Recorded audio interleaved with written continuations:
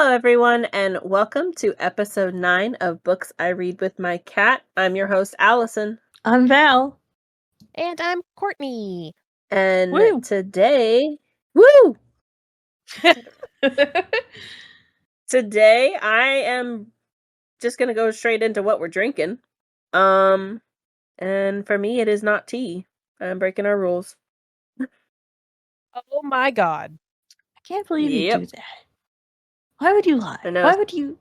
Why would you not do the thing that's in the title of our thing? It's not actually. It's never mind. not. It's in our synopsis.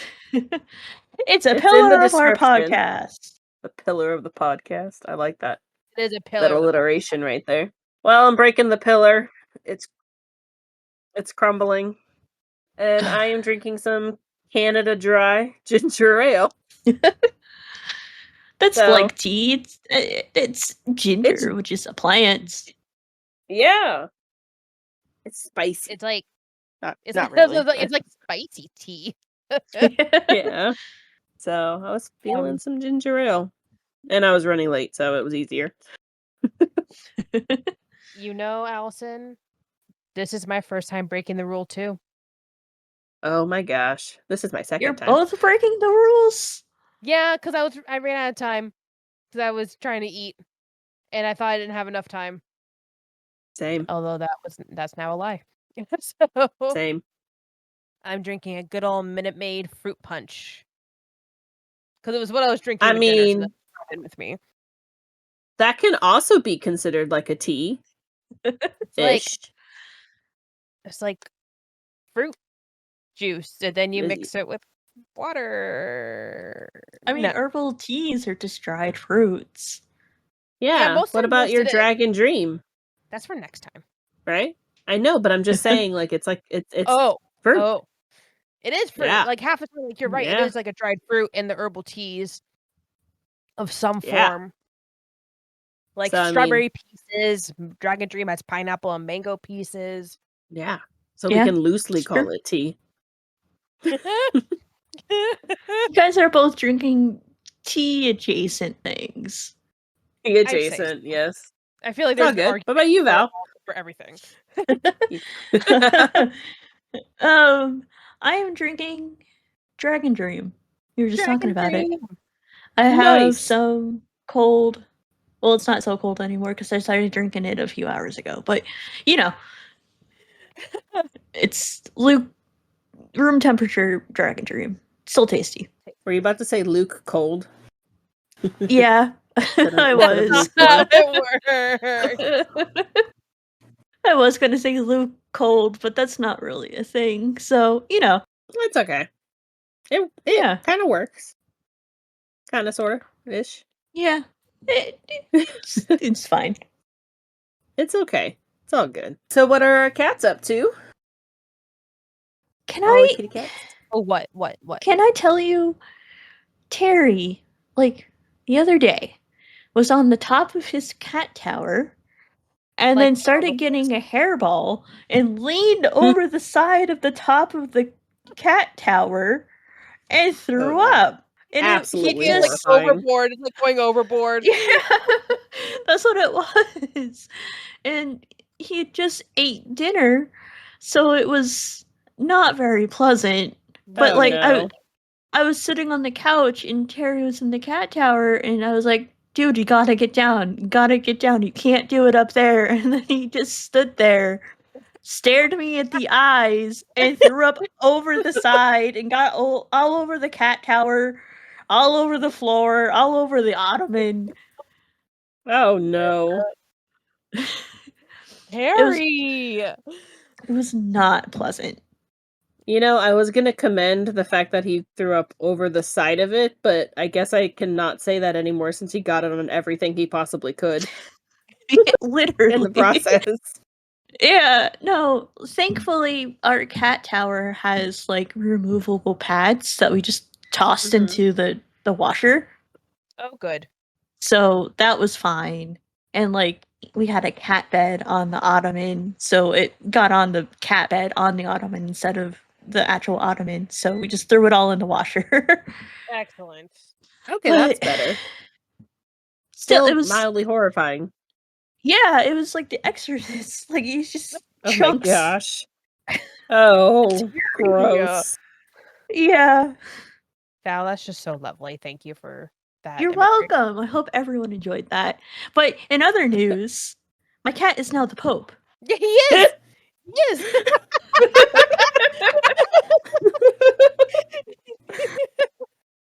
I saw that and I'm just like, yes. Excellent name, Mr. Pope. Yes. Excellent name. In case anyone missed it, new Pope was recently crowned. I don't know the right name. They voted Elected? Elected. That's a better word than crown. He's not a king. He's crowned. He's not a king. Pope I'm crown. loving this conversation right now. Pope hat. Oh my god, Val. My cat is the Pope, and he was crowned. We need a Pope hat for Leonard. Oh, I know. We're gonna Photoshop a Pope hat onto my cat for sure. That was already planned. I had already thought about that. But yes, the Pope was recently announced. They voted, whatever. And I guess when a Pope's elected, they get to choose a patron saint that they want to embody in their Popehood. Sure. And he chose Leo. So now my cat is the Pope. I believe That it's Leo is the canon. 14th, right? Yes. So, If I can read my Roman numerals correctly, I think that's the correct one. I think it's 14. Yeah, it's 14. Yeah. I'm terrible at Roman numerals XIII. unless it's somebody called IXII. That's the only one I know. Nice. Oh, yay. I'm terrible. Absolutely terrible. You want to hear about Luke? Yes. Yeah, give us an update on little Luke. Lukester is the sweetest little cuddle muffin known to mankind with the biggest noggin. He has he has been introduced to the other kitty cats. Grizzly doesn't care at all. Actually, strike that. He lays next to him. They lay side by side, not touching, but next to each other. And it's pleasantly surprised. So it's so cute. Frank is still pissed. It's what we thought would happen. Yeah, she doesn't like change, but it's also just a show. She's very, what is that called? She's all bark, no bite. So like he'll try to sniff her and then she gets all mad and prissy, so he walks away, and as he's walking away, she'll turn around and go try to sniff him. And it's like, ma'am, you can't do that. Pick one. But but she just gets grumpy, and then she does her usual happy little self, goes and plays and stuff, so it's not like she's changed or anything, you know what I mean? So getting used She's to still him. adjusting. Exactly. She just wants to be the baby. Exactly. But Luke is he's a happy little clam. Happy as a clam. That's the phrase. No, happy little clam also works. I use happy little clam all the time. Me too. Oh, perfect. He snuggled on me last night. That was Oh. exciting. Yeah, he was scared of the dryer, so I scooped him up and I put him on my side, and then he just stayed there and he stretched out, and it was adorable. He's scared of the dryer. Oh. Is it too loud? It was making big noises that were scary. That's fair. That's fair. That's fair. That's cute. He's so cute. What about your Courtney cats? My Courtney cats? Yeah, Courtney cats. Well, Daniel stole Bella's spot, and she was perfectly comfy on the guest bed near me. And now she's still wandering the house, trying to figure out what to do, even though she could come up here too, but no, she doesn't want to share. So she's just kind of, I hear her meowing in the extra room because she's like upset. It's a whole thing. Oh no. And you know what else Daniel has been doing to me this week? I'm off this week. So like I took the week off just for a staycation. And he's woken me up around at least before 7 a.m. Sometimes between 5 and 7 a.m. every day. And then I'm up, and then I have to spend my afternoon recouping my sleep, and then I get nothing done. Dang. And it's all his fault. You gotta just lock him out. I can't, because then he'll just wake me up by scratching the door. Put him in the guest bedroom and just leave him across the house. My house isn't that big. No, but if you put him in the guest bedroom and close the doors, you wouldn't be able to hear him in the bedroom. No, yes, I would. Trust me, I would. He would make sure that I heard him. He is stubborn. That's true. He is very stubborn. Oh, Danny's about to pounce Bella after she just went and used a litter box. This is gonna be very rude of him. Oh no, that's terrible timing. I know. Okay, and so he woke me up from my sleep, and then he also woke me up from the nap I was taking because of him. Just rude. So rude. Did he want snacks or something? Was he hungry? No. No? He just wanted attention? Yeah. And just because we were gone all weekend, I think. And so now, God forbid I sleep. He's like, you must pay for this. Yep, pretty much. Jeez. Come on, Right, Daniel. Danny? That sounds like Danny. Yep. He's a very needy boy. He is the baby. But he's 9. The baby? But he's the baby. He's a baby. He's the world's biggest baby. Yes. He's the world's biggest in physical size baby, too. the chunkiest baby. He is the chunkiest. A chunky boy. Yes. That's okay. I love him. Even though he wakes me up on my days off. Yeah. Maybe tomorrow he won't. Yeah. I doubt it, but one can hope. Hope, yes, 100%. So, on that note, what are we reading? Ooh. What's happening? Tell us. Yes. Tell us. I am reading a new series, and I'm on the second book already. Oh, I saw that. Yeah.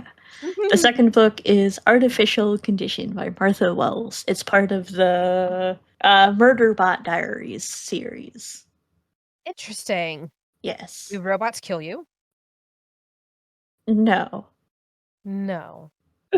So that was a very hesitant no. That was a very hesitant no. I don't believe you. These stories are told by the murder bot itself. Interesting. Yes. And it's like an unreliable narrator type of situation, which is very fun. And the narrator for the audiobooks is fantastic. His name is Kevin R. Free. And they're very, very short. They're like novellas. The audiobook, the first one was 3 hours. The second one is also 3 hours. I'm probably going to finish it tonight, to be honest. Yeah, just get through the whole series. I don't even know how many there are. There's 7. 4 days. 4 days. No. The third one has an 8-week wait at the library. Well, that's just rude, too. It does. It is. So, I have to wait. But that's okay. I have some other books I need to finish. So. Yeah. Like our upcoming book club episode, Iron Widow.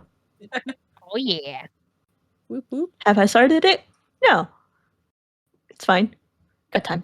It's okay. You do. It's all good. I haven't started my reread because I always like to do a reread if I'm, I like to. How about this? I'd like to annotate my book club books for the podcast. So I was planning on doing a reread so I can make annotations. That way, That's smart. Everything's nice and fresh. Well, I just finished a book today, so do it. Therefore, I can start.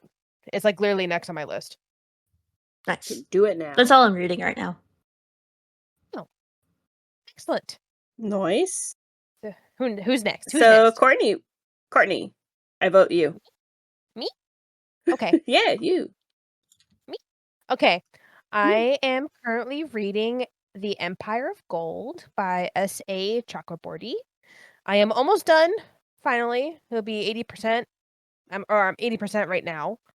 And that's the only book I'm reading because I just finished my other one like a couple hours ago, so I'm not currently reading it. Wow. Nice. I know. I really Found like you in this the middle. series.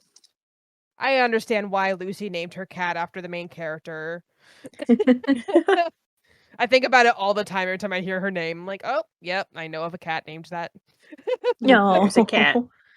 Here's a cat. That's cute. That is cute. Love it. What are you reading, Allie? I'm reading 3 different books. What? Whoa. It's making Yeah. us look noobs. I know. You are noobs. We're just over here reading one book, and you're just got 3. To be fair, I did finish 3 of one them. literally this morning as well. So Both of you Yeah. did, so it's all good. Yeah. yeah. I mentioned this one on an earlier episode. It's the one that I put down for a while. It's called The Things We Cannot Say by Kelly Rimmer. Mhm. I've been able to kind of pick it back up and get back into it. It's so good. It's sad because of like it's placed in World War II. And she's like it's going back and forth between present. So present is she's a grandma or great grandma. And her past in Poland. So it's like time jumping. So it's been really interesting. I like it a lot. And then I'm also what? I said proud of you. Thanks. The other night, I just decided randomly, because I haven't read it in a while, I picked up A Court of Wings and Ruin. I'm listening to that for the bajillionth time. So that's a reread. I'm not even surprised. I saw that and I'm like, oh, yep, that's a comfort read. Yep. It's like it's circling around. I was gonna read one of my Throne of Glass books, but my sister-in-law is in the middle of listening to all of those, so I didn't want to mess up her timing and stuff. So I was like, Court of Wings and Ruin it is, because I just listened to the first 2 like the end of last year. So time for that one. Nice. Excellent. Nice. And then And then I started our book club read, Iron Widow by Xiran Zhao. So good. Right? I really like it. It took me a minute to kind of like picture like what they're saying, like what they're talking about, like with the what do you call them? Mega Oh, the mechs. The suits. mechs. Yes, the Yeah. mech suits. Yeah, so like robots. trying to picture them, I was like, okay, I'm not quite understanding it, but I'm also only like 15% into it, like 2 hours, 3 hours. Hold up. I got you. I'm going to send you the graphic that she has on her website. Ooh, yes, please do. Me too. But I'm coming up. Like I didn't I'm even really see liking it so until far. I finished the second book. So Nice. I'm liking her like mixture of like the future with the past and all that. So it's so far a really good read. I'm excited for our book club. I'm glad. Episode. So yeah, those are my 3. So nice. Did you guys notice anything? Oh, you finished Wind and Truth. I saw that. Yes. So excited. Does that lead us into our 5 stars? It does lead us into our 5 stars. Which is why I waited. I was like, this is the plan. You're brilliant, Allison. You're brilliant. I know. It's amazing. So 5-star alerts. I finished 5-star Wind alert. and Truth. Woo! How'd you like it? I hated it. You hated it. It was terrible. No, it was so freaking good. It was so good. It was like so there's good. things. So many things. It's just nonstop, just being smacked in the face with new things and battles and shit. Sorry, I got excited. It was like in Aladdin, the remake of Aladdin, when Will Smith is like the genie and he goes like, "There's brass, brass, brass, brass," except it's battles. Pretty much, yeah. And confrontations. So, Yeah. very good. Yeah. Very good. There's Ellie a lot. and I will have to talk about it, just the two of us, because Courtney hasn't read it yet. Two of us. No. Yeah, Rude. Just the two of us. Gonna get his copyright. So good. Copyright striked. I don't like think 30 we're that. seconds. Yeah, no, it was. I'm so glad you liked it. I'm sorry I brought you into the series, but I'm really glad that you like it as much as you do. I greatly enjoy it so much, and highly recommend it if you want to feel all the things and get into all the. I don't even know. It's just so much. All the things. There's so much. Yeah. I just love the one. I texted you the quote, and I'm like, "This is hilarious." Yeah, you did. That's a good quote.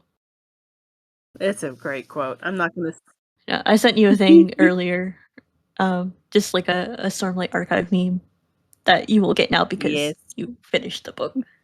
Because I'm done. You're done. You're caught up. You know, I haven't read the series. I am very proud of you, just so you know. I am very proud of you. You caught up very quickly. I did. Now it's time to read all of the other Cosmere books.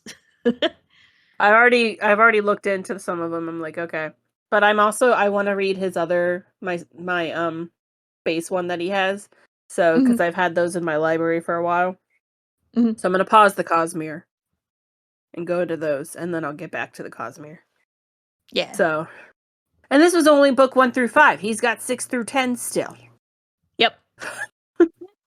That's true. Geez. Wait, there's gonna be a 10 book series. But it's going to be a 10 book series. Yeah. Oh my god. Yeah. This is like what did he call it? It's like Endgame, basically. Yeah. Yeah. Oh. Like, to put it in Marvel MCU terms, the Wind and Truth is like Endgame, where it's like the end of the first phase arc. 1. Yeah, phase 1. I gotcha. So like he was wrapping up a lot of storylines and stuff like that, but also setting the tone and like what's going to be happening in second phase. So good. 5 stars. Good. Yeah. 5 out of 5. Would recommend. So that is the end of Wind and Truth being mentioned every episode. That is true. For the foreseeable future. I only took 9 episodes. It's okay. No, it's all good. It's not too bad. It's really not, considering how long that thing is. Yeah. It's true. So, Val, what's your 5-star? My 5-star, it's the first book in the Murderbot series, All Systems Red. We were just talking about number 2 because I'm reading number 2. But number 1 was so good. I think you should both read the series because it's really, really, really good. When you were... Right? Yes, they are all novellas. The longest one I think is like 7 or 8 hour audiobooks. Yeah, so all the audio, I think the longest audiobook is like 7 or 8 hours. That's not bad. And there are also like dramatized versions of the audiobooks, and I was like looking up like which ones to listen to, and it seems like the consensus is the narrator Kevin R. Free. Mm-hmm. Did I get that right? Yeah, I actually was just reading his name as you were saying it. Okay. Yeah. He does a really good job. So he reminds me a lot of the male narrator that does a lot of the Brendan Sanderson novels. Michael Kramer. Yeah. Mm-hmm.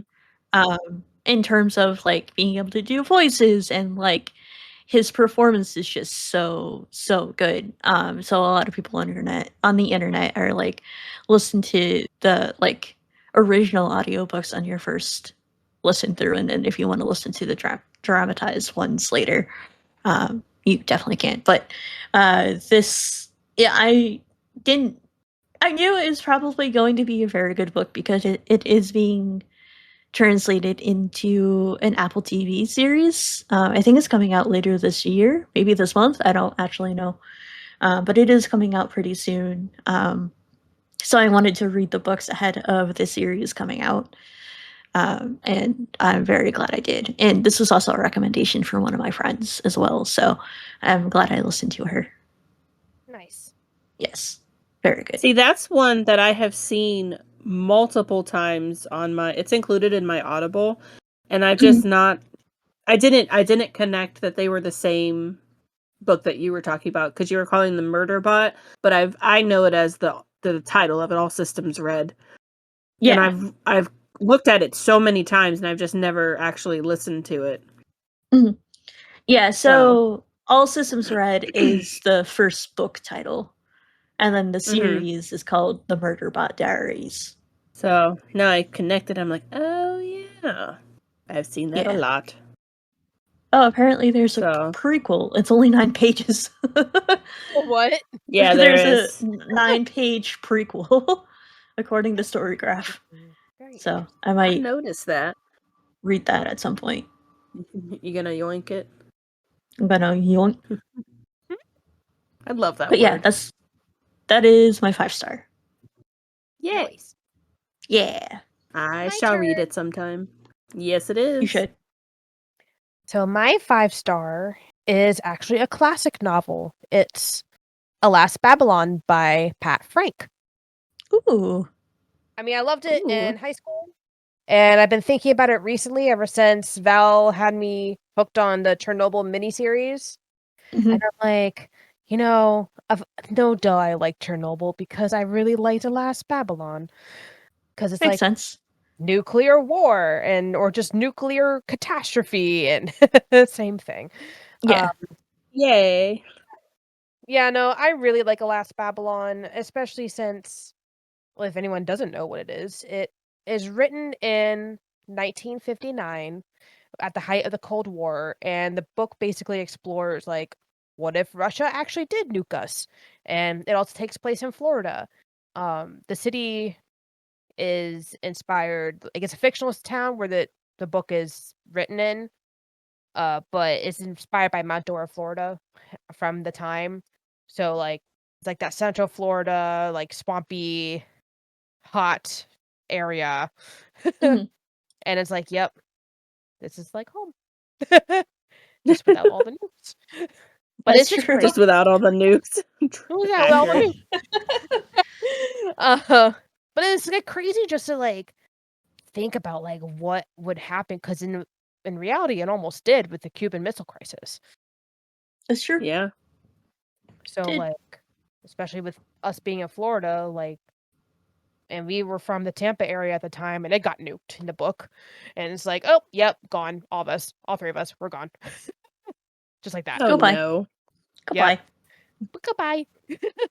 So yeah, no, it's a really good book. And it's technically a classic, but it is very easy to read. Although, like the current slang nowadays is like, oh, or is it like someone got cooked, or you got cooked. Yeah. One of the like 13-year-old kid characters like said that in the book, and this is from 1959, and it's like, but he means like you're getting cooked because of the nuclear bomb, not because like, of just some slang. And I'm like, but he used it the same way. It was really funny. Incredible. Yeah, so I give this one a highly recommend, especially if you want to do a classic. Amazing. I love it. I'll need to try it. Yeah. Just add that to my TBR, because And I think the audiobook was recorded like it was either somewhere between 2010 and 2015. I don't remember, but it's a newer audiobook. So it will be decent, like, for what we like to hear nowadays. Yeah, that's not I don't even think I've heard of this book before. Really? Before you mentioned it, I mean, yeah. Val, did you have to read it in high school? I don't think I read it in high school, but I am like aware of it. I've never read it. Because one of my friends that my partner and I's friends that comes over all the time. Like he read it in high school, but my Really? partner never did. Yeah, Josh did. Huh. So like him and I were talking about it. I forgot a lot of things that happened in the book too. So, but I also like weirdly knew, like I would meet a character, I'm like, oh, he did. Like, but don't ask me how. I don't know. Oh, he gonna read it die. 15 Well, years ago, I don't know. So, yeah, that's my 5-star. Nice. Love it. All right. Very Well, cool. this episode's Very. a little bit different. We're super excited. We have Mary and Anne here. They are the co-authors of Shot in the Dark. So we're gonna jump on over to that interview. Welcome back. We got Mary and Anne here today. They are the co-authors of Shot in the Dark and also soon to be released Hunted in the Shadows. Welcome to the podcast. Thank you so much. Hello. You guys want to do a little introduction about each of you? One of you can go first. Yeah, so I'll kind of introduce both of us and we can kind of like go back and forth. But so we are best friends and co-authors of over 12 years. And I feel like every time we have to share that periodically, that number goes up and we start to feel old. But nothing's been a greater joy than being best friends with Anne for that amount of time. I'd be happy to see that number go up forever. And so we love watching stuff together. We love writing together. We love adventuring together. And of course, you've seen our sweet pets. So we are both really animal people and passionate about that and passionate about protecting the environment. So all that stuff. Your pets are adorable. I just want to say. Oh, yeah. All our babies are so sweet. You gotta tell us about them now. Oh, yes. We need to know about the kitty and the puppy. Well, Piper is my dog. Hi, I'm Anne, and I am the dog mom to Piper. He is a little Yorkie. He is about 12 years old, and yeah, like he's a rescue. I got him when he was about 4.5 years old, and he is not allowed in the room when I'm on the phone because he does not like when I talk on the phone. He barks at me. Oh. Yeah, we've been there. Been there. He has yelled at Mary many, many times. Oh no! It's how I know I'm not here is because we'll be talking on the phone and I start to hear him. I'm like, yeah, that lines up. Yep. But he's a very sweet, cuddly boy, and he just wants me all to himself. Oh, that's so cute. Get in line, buddy. I mean.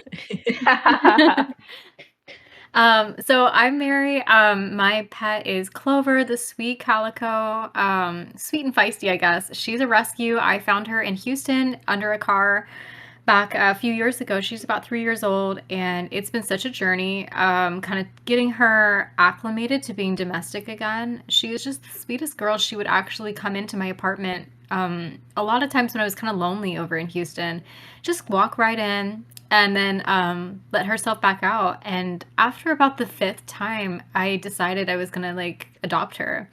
And so I took her to the vet and got her looked at.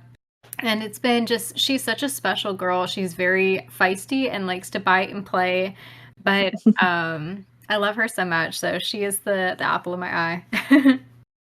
Oh, that's so cute. I love our She's pet. adorable. Yeah. Yeah, the pictures you guys sent are so cute. So I'm super excited. They're so cute. So I like how the universal distribution program helped you find. yes. Yeah, we think all the time, the whole butterfly effect trend going around. I think all the time because it was my mom actually. She had been visiting, and she found her and was like, "I think you should just bring her in and keep her." And she's like, "What's gonna happen?" I was like, "Okay." And I can't even imagine my life without her now, without Clover. And yeah, so and the fact that I had to stop myself from sending you guys my entire camera roll. I'm really turning into one of those cat moms. It's crazy.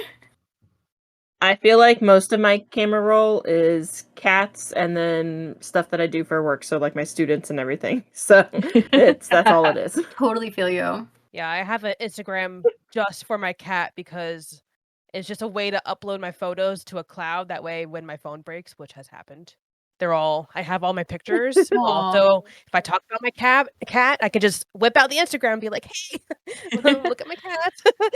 Look at this one and this one and this one and this one." Courtney, you've gone through like 6 phones in the past like 4 years. It's Oh ridiculous. my gosh. It's been a struggle, but knock on wood, this one's been working great. Amazing. Love it. Awesome. Well, tell us how you guys met. Yeah, so we met, like we said, gotta be 12, probably going on 13 at this point, years ago now. We met in high school. We were both really interested in creative writing.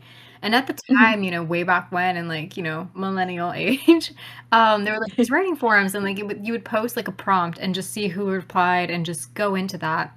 And I remember I posted this random prompt and it was definitely like I just discovered Supernatural, and I was like, let me just make a prompt about this. It's so crazy, but let's see who replies. And Anne replied right away, and I was just obsessed with her writing style, and I was like, I have to have her.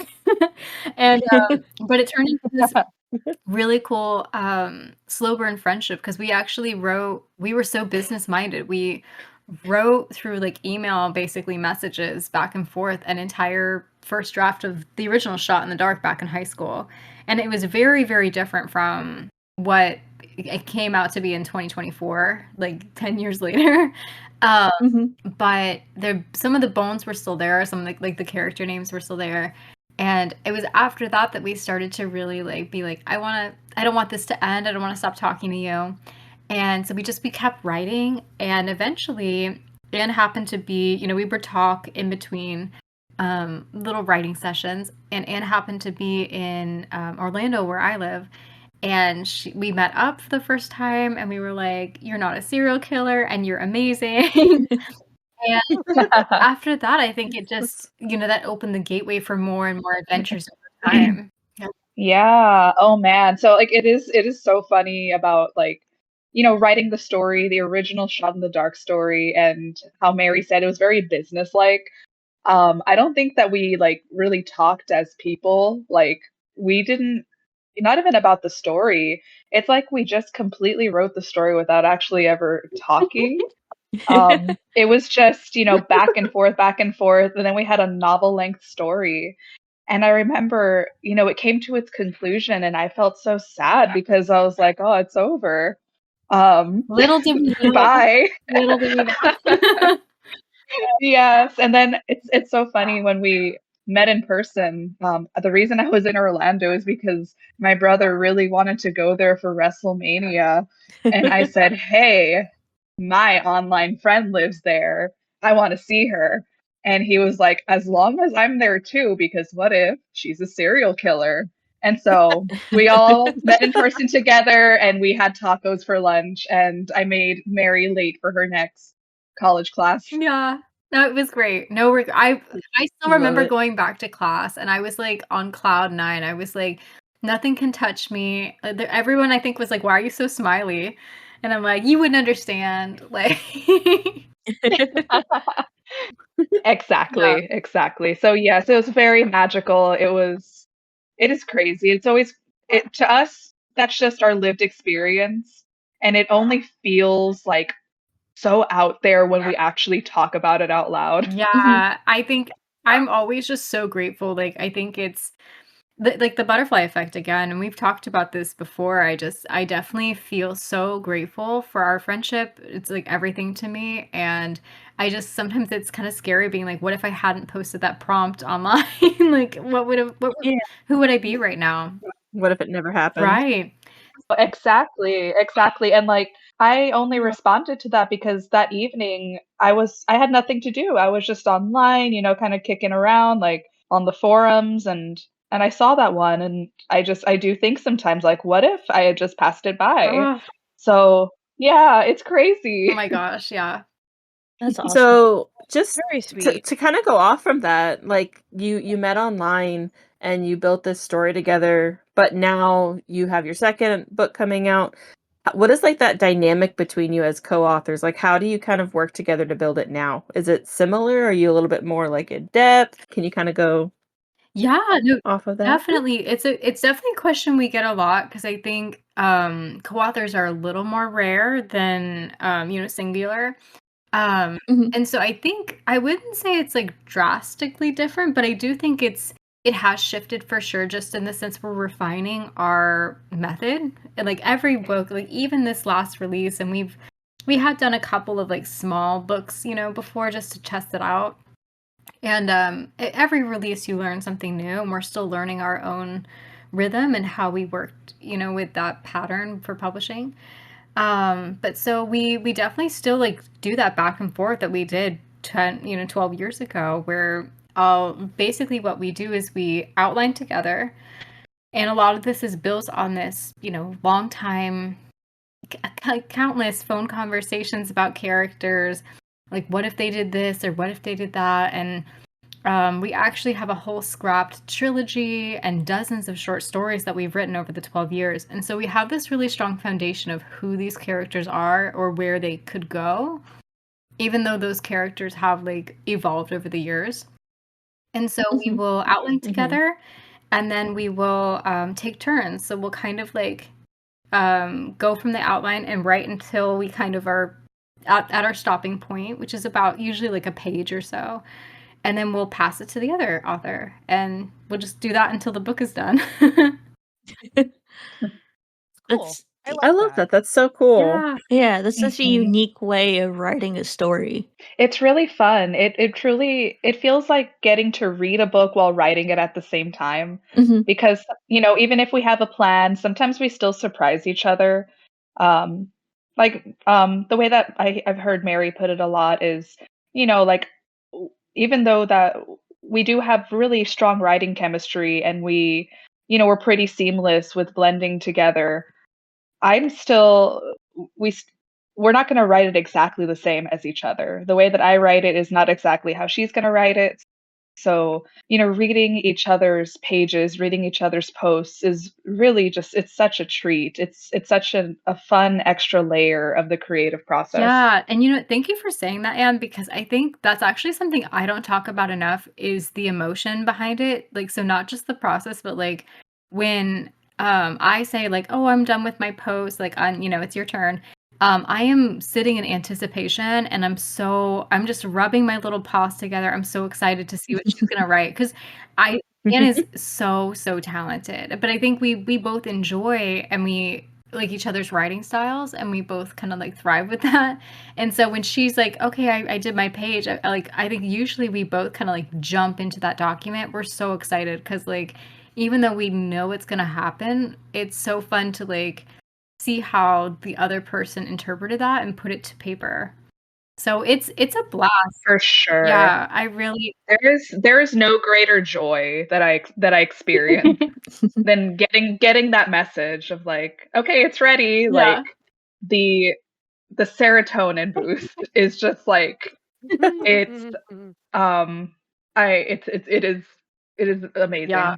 It's amazing, and yeah, you're right. Like I feel like we don't talk about that specifically enough, which is funny with like how big of a part it Yeah. plays in how we create. 100%. Yeah. I know we've talked about getting that tattooed even. Like we're like that little message and it'll be Yes. like posted, like all done, and I'll be like I literally would tattoo that on my finger or something. Yes, that would be amazing, and we should. You should do it. That'd be super cute. Yeah, we don't need much pushing. We're like so close. Well, here's a little edge or push towards the edge. Yay, thank you. I am not the person to bring that up to. I will get a tattoo in like the drop of a hat. So I'm like, Oh yeah, you have do it. plenty of like tattoos you share with like your loved ones, Allison. I do. Tell us, mainly for the listeners who may not have heard of Shot in the Dark, and can you tell us like what the series is about? Yeah. And do you want to like take the lead? I feel like I keep going first. No, you're fine. Sure. So A Shot in the Dark is supernatural meets Fern Gully, urban fantasy adventure, very enemies to lovers as well. It follows Sylvia. She's a curious fairy who finds herself in the crosshairs of two monster hunters who mistake her for a monster. And eventually they find that they must work together, and over time, we get a little found family action there. Yeah. And then the story spans, we have a lot of story to tell. So it spans into 6 books. Plus, we have novellas planned. So some people are like intimidated by that, but I'm excited by that. Originally, we had thought it would be a trilogy, but it's just that would be way too cramped. Those books would be like 900 pages. So, yeah, so the story is really going to continue to span over that, like forbidden love to the max, and delving into what really is home. Home is a place where you're wanted, not just where you're from, as well as continuing to dive into that classic, like season 1 supernatural kind of vibe of like all these different monsters throughout the different books with like all these fun tropes of like worlds colliding. So it's basically what we tell a lot of people, like if I'm in person pitching, I'm like, it's really like the crossover of vibes you didn't know you needed. I know. I am a huge fan personally of Supernatural. So reading your books, I feel like I'm getting more content from that world, but like also like in a very unique and different way that makes it its own. Thank you. Yeah, that means a lot because I know in fact actually we were really scared to pitch it as Supernatural. For if you go back and like if anyone cares to look back at our social media from like I don't know, like October last year or something, like, a while back before Shot in the Dark came out, we were really nervous about comping it to Supernatural because as fans ourselves, we know how strongly people feel about that world. And we don't want to like make a wrong comparison or like offend anyone or anything like that. So it's really flattering that the vast majority of our reviews and feedback is that people feel like it's like a forgotten episode, or it just gives them that classic nostalgia that the first couple seasons had, which is so nice because like I think that was part of like the whole inspiration. We love the vibes those characters gave us, and who wouldn't want to keep feeling like that? Yeah, for sure. Yeah, and I think you guys have met the real Sam and Dean, right? Yeah, I have. We need to get Anne to meet both of them. I'm gonna put her in between both of them at some point. I mean, we might want to finish the books first because I'll probably pass away and not be able to help you anymore. Oh my gosh. That's fair. That's fair. We gotta protect you. Yeah. Yeah. So I've happened to live in the area where like a couple of cons were like really, really close to me over the years. So probably 10, when was it? 2017? Time flies. So probably like almost 10 years ago, I met Jensen Ackles at one of the Creation Entertainment cons. So like officially Supernatural. And if anyone thinks I'm just pitching fairies to be like, I don't know, on trend or anything like that, if they see that picture of me, they would know that that is false. Because I literally went, I know it's like actually kind of embarrassing, but then I'm also like, I guess I've always been very authentic to myself. So it was shortly after, 2017, so it was like 4 years after we started writing the original Shot in the Dark. So I was fully already in my Stabby Fairy era. And I cosplayed as the fairy that had been like microwaved in the show. So like I basically met as like that is amazing. I know, it was like so creative. Like I literally looked up like how to do like fake like blood and scarring. Like I was so weird, but like also I had a vision, to be fair. Like nobody else was doing this. I don't think anyone else ever has. So I guess I can claim that to hide my embarrassment. So yeah, so I made my own costume. I was just so inspired back then. I don't know, very creative. I had it light up and everything. It was a lot of fun. Wow. Yeah, I don't know. I just had a lot of fun with it, and I was very inspired with like practical effects. So I went but I had heard a hack online. So I only had a photo op for Jensen Ackles, and I said I was anxious to the rep, and I had my sister with me because I didn't want her to miss out on seeing like Jensen Ackles.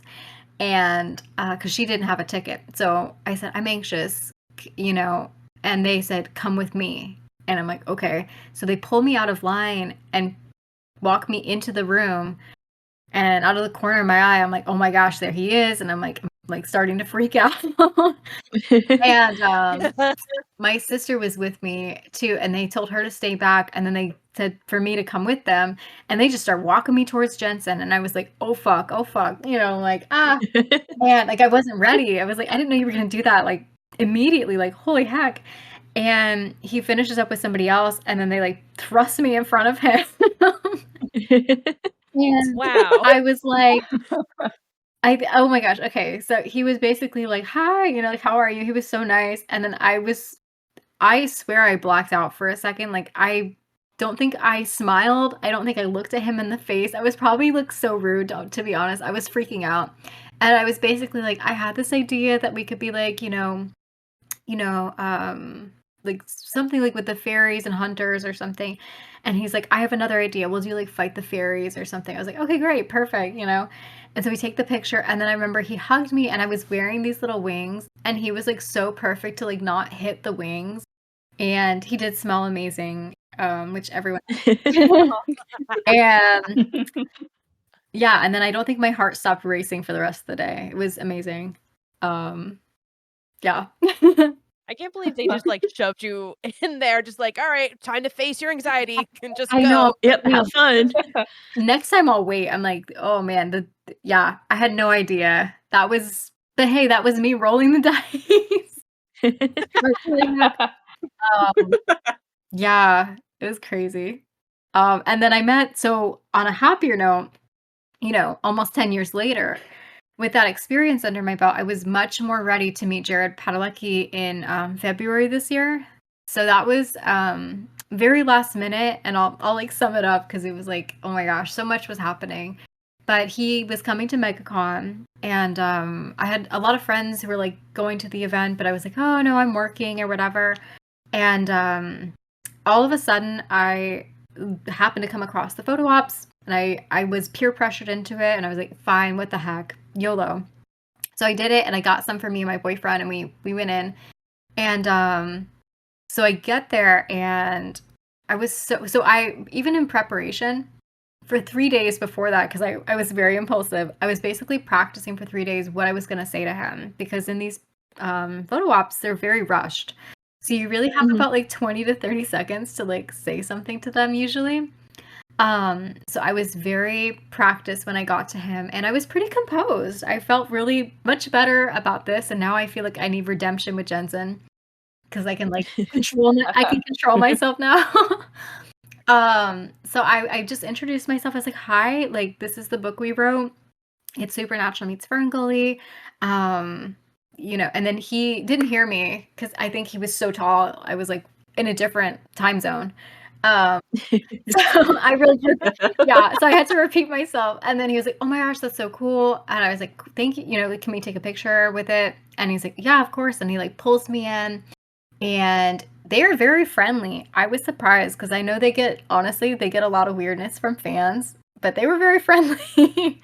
They just like squeezed me in and put our heads together, and we took a picture. And I do laugh at that picture because I accidentally covered up the S, so it looks like the book is called Hot in the Dark, which is a very very different connotation, but I'm like, well, that's fine. Most of the book you can see. And the attempt was made. Yeah, I'm like, close enough, And and then he was just so sweet, and he was like, so do I get a copy? And I was like, yeah, like he beat me to the punch because I had brought that for him and his wife. I know they like to read. I figured I don't know how many people have brought him Supernatural published books, but I was like, hey, like, I'll shoot my shot. So I gave it to him, and I had already signed it and everything.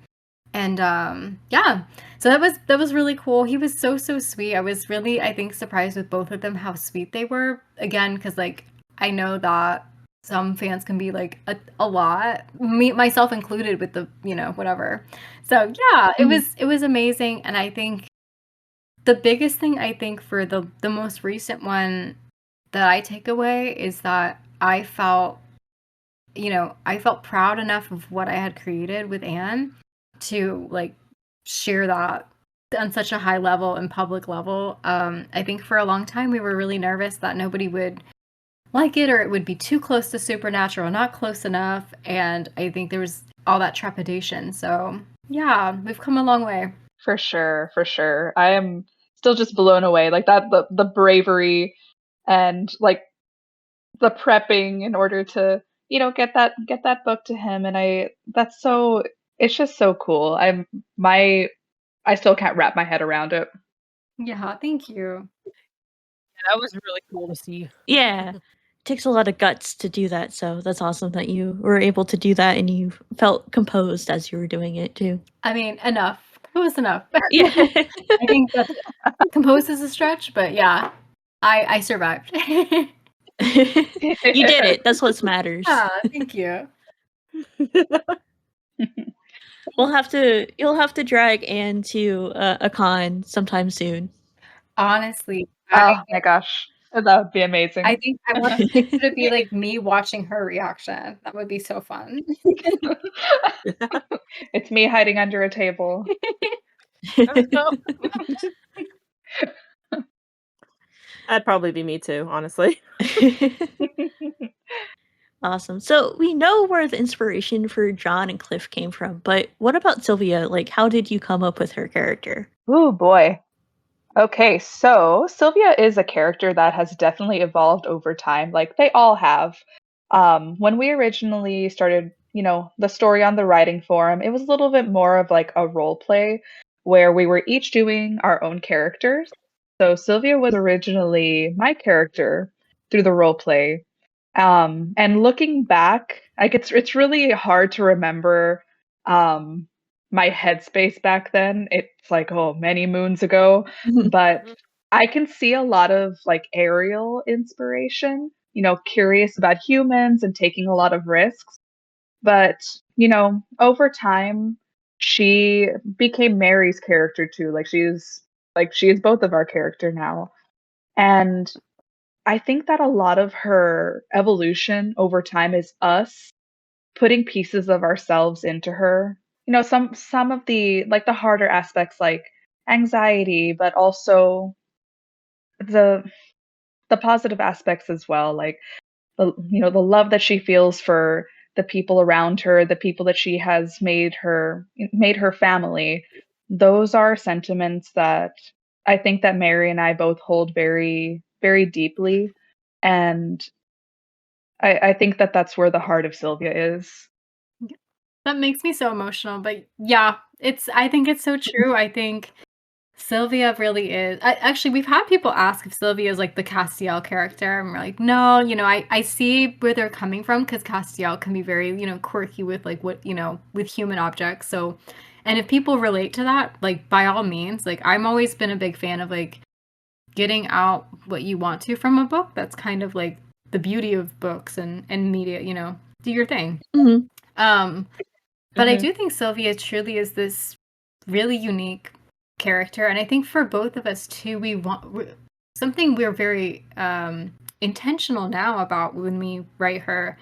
She is I think she's a beautiful mix of this, you've got some female rage, you've got this determination, this, I can do it, and she's fierce and she can kill people, but she's also very like curious and gentle and vulnerable and flawed, very impulsive and silly too, like has a sense of humor and flirty. I think she's very, very balanced, and I think that was something that, to be honest, a kind of character we wanted to see where it's not all or nothing. It really shows the full female experience of being many things. So I think I know she's a fairy, but I love her so much, and I think I've loved seeing a lot of people relate to her as well, saying like, yeah, I know she's a fairy, but damn, that was realistic. And, I agree with that one for sure. Yeah. I was feeling the same way when I was reading it. Oh, thank you. Yeah. Yes, and I mean, something I can say that I've never seen in any feedback or any review is no one can call her one-dimensional. She just like Mary said, like she really does feel like the full, balanced spectrum of, what a character that we wanted to see. Yeah. Definitely. She's very well-rounded. Thank you. So for book 2, there's gonna be sirens and vampires in it. Is there anything you could tell us about these beings we'll be seeing that's not super spoily? Like, will they be aligned with existing folklore, or will they have new traits to your universe?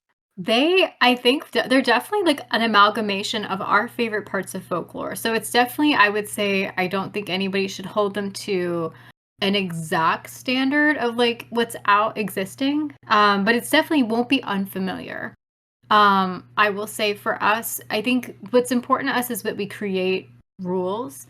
So I think for vampires, we created there's a couple ways to kill them. So we came up with that. And then in addition, the teeth, we had some fun with and we were inspired by, obviously there's a lot of different vampire lore, Nosferatu being the most popular recently.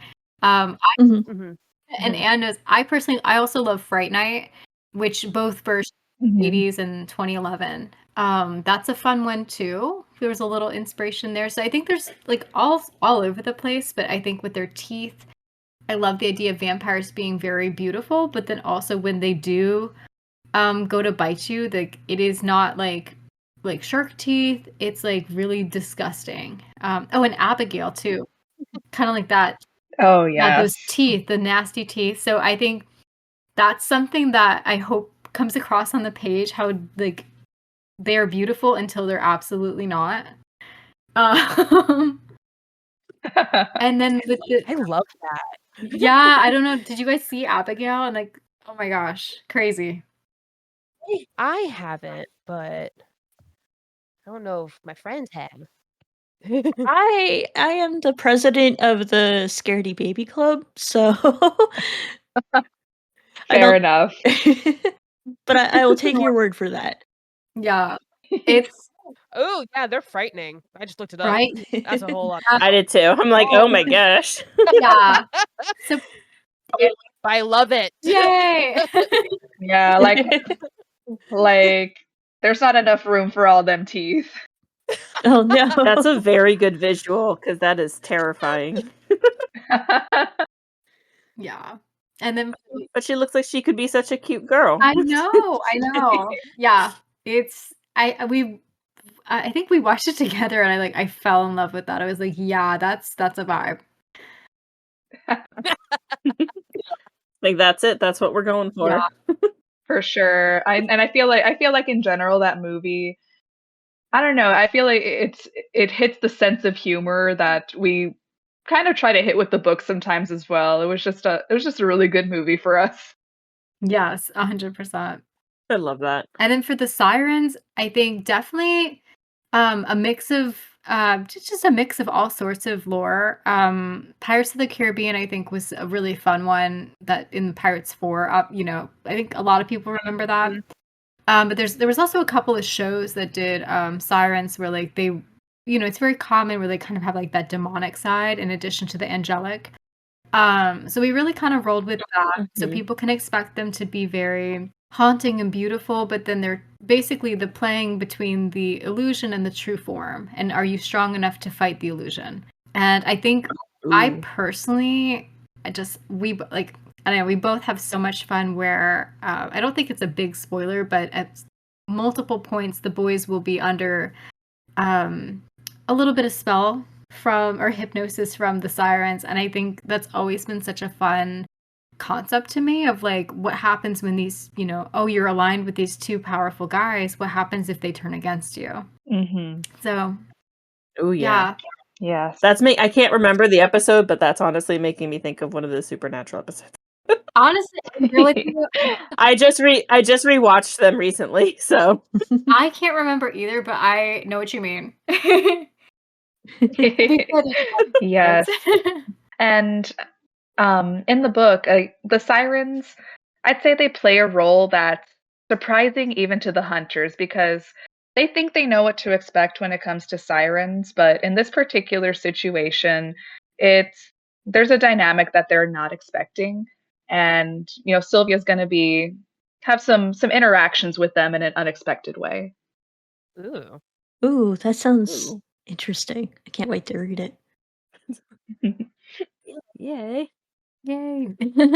And going off of that, can you let us know like any of the new characters that we'll be seeing in book 2?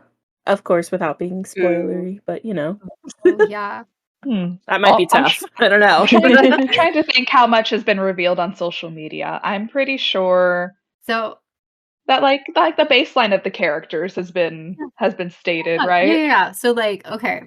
So we have Rhett, who he is we meet in this book a lot of ghosts from John and Cliff's past. Not literal ghosts, but former allies, maybe gone astray. So Rhett is a hunter class called a cleaner, who usually would clean up horrible messes left from hunts to conceal them from the public eye. But he has recently taken on a very powerful leadership role at the Louisiana outpost that John and Cliff have to visit. And they have to reckon with what he did to them the last time they saw him when they were younger. And figure out how their new dynamic works now that he is in full control of the supplies that they need. And then we have Gwen, who is another ex-hunter, now living with her girlfriend in Louisiana, a little bit away from the outpost, and that is Cliff's ex-girlfriend. And she is, sharp as a tack, very agile, amazing shot, but she definitely things did not end great with her and Cliff. So they definitely clash a lot in this book. As you can imagine with an ex. Yes. I'm sure they can get messy pretty quickly. Yeah. Especially when you're both hunters. I feel like you're just both so hot-headed, And then we have Hannah, who is Gwen's girlfriend. She is a mechanic, stress baker extraordinaire, and she is native to the Louisiana area. And then we have a few other small characters. I guess one more I'll mention is Marcellus, and he is another fairy we are going to meet. He's very powerful. He knows a lot about gemstones, which Sylvia is desperate to know about so that she can find a fully powered one to achieve her goal of a taste of being human. But he may or may not be hiding secrets about those gemstones. And I think that's probably all I can say about all those characters. But I hope that, I will say this, I hope you love some of those characters, and I hope you hate some of those characters. What do you mean? They're all so nice. They're all very hot. But yeah. They're all hot. That's true. Yeah. I forget that that's not the same thing. I know. As long as they're hot, it's all right. It's fine. Yeah. It's good. If bad, why hot? If bad, why hot? Took the words right out of my mouth. Yeah. Oh, that's a vibe. Absolutely amazing. Yeah, we're totally set in our house. I need that crocheted on a pillow. You know what? Christmas is right around the corner. So. Oh, it's true. Right around the corner. In May. It always is, isn't it? Yeah. It's never too early. I think one of my favorite things about the books, just in a superficial way, is that I love the covers. They are beautiful, including the commission art. Can you tell us about those designs? Yeah. So I actually do the covers, not the commission art, but I do the cover, the typography and the main covers. But I'm in my other life. I've been a graphic design and communications professional for most of my career. So I don't necessarily advise every indie author to dive into that because it can be a lot of hard work or not up to industry standard. But so yeah, and Anne knows that I'm really hard on myself. But I worked really hard on that, and it finally came out the way I wanted. And now we kind of have the look we want. series. So yeah, it did take a lot of tries, and I've been wanting to post the rejects because there were a lot of rejected looks that we went for before doing that. The files are huge. Yeah, that'd be really interesting. Yeah, I'll have to post them, or I'll send them to y'all if you want to use it for the podcast. There were some. I have been really drawn to a topography look because I think with Shot in the Dark, it's just such a unique vibe. And so like if you, I don't know, like it's really hard to cap, especially with just the font alone. You don't want it to be too formal because, as you guys know, we don't keep it too formal. Like we like to have fun, and like there's a lot of humor in our books as well as the action and heartbreak. So we wanted to try to find that blend of like fantasy, and it's a little serious but not too serious. So it was a tricky thing. But then our commissioned art, I will shout her out till the day is done. Pangolin2B on Instagram. She is absolutely amazing to work with, and I feel like she captured Sylvia and John in a way that like we hadn't even fully had in our head until that point. She did such an amazing job, and now Cliff too. And so with her art on like the case laminate, like it really came to life. Yeah, it's stunning. She does a really good job. I really like it. Yeah, especially on the hardcover. That's just such a beautiful piece of art. Oh, thank you so much. Definitely. Awesome. And just kind of circling back to your pets, where can we find them while you guys are writing? Are they like your companion right up next to you, or are they just kind of off in the distance staring at you, being like, Mom, why aren't you paying attention to me? Well, Piper can be found depending on where I'm at. If I am on the couch, he'll usually be curled up next to me, or if I'm at the desk, he'll be under the desk. If he's sick of me, he will go to the closet. That's like his den. But for the most part, he usually sticks by me. Aw. He's such a good I boy. love that. What a little good writing That's so buddy. cute. Yeah. For Clover, it depends. I think oftentimes, like if I'm having a dedicated writing session, I feel like she can sense it, and all of a sudden the laptop is the most interesting toy. So she likes to try to come up and walk all over my keyboard, or like play. There's like a little gap. I have a Surface Pro, so there's a little gap in the back. She'll try to stick her paw back there. She loves it. Yeah, basically it's kind of like an attack on me for ignoring her. But she's I can't stay mad at her. I think she wants to be a co-author. Yeah, she's like, you should do this, and just keyboard smash. I'm like, genius. Why didn't I think of that? Like, oh, naughty. I know.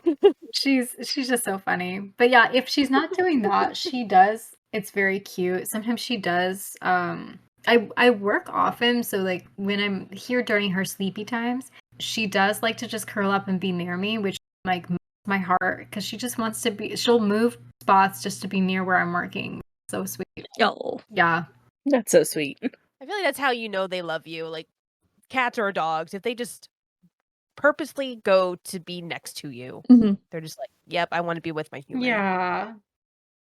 Yeah. Animals are so healing. They really are. Little support animals. Yeah. Even when they're not trained. The way I'm like, I miss my cat right now recording this. I'm like, oh, my cat. And one last fun question. If there was an author, currently living or dead, that you would want to chat with, who would it be? Ooh. You know, maybe this is just really, really fresh. Suzane Collins. I just want to talk.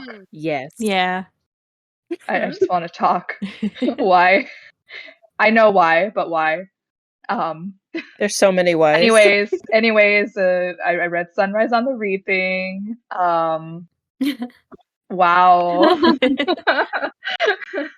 But you know, in more seriously, I am just really blown away by how she, I don't know, seems like she has like the whole plan in her head. Like she's very good at planting seeds that you don't even know are being planted and don't come up until, you know, in much later books. And yeah, like either those seeds were planted purposely, or she's just very good at, retroactively, like looking back and seeing what can she pull from what she's already written and make it grow in a very meaningful way. So yeah, like I want to talk about that, but also I just want to talk. Felt. So I admire her very much. And yeah, so that's mine. Oh my gosh. Well, I was gonna say Anne Kendsley, but okay. Just kidding. Stop. I tease. Although I would gladly talk to you forever.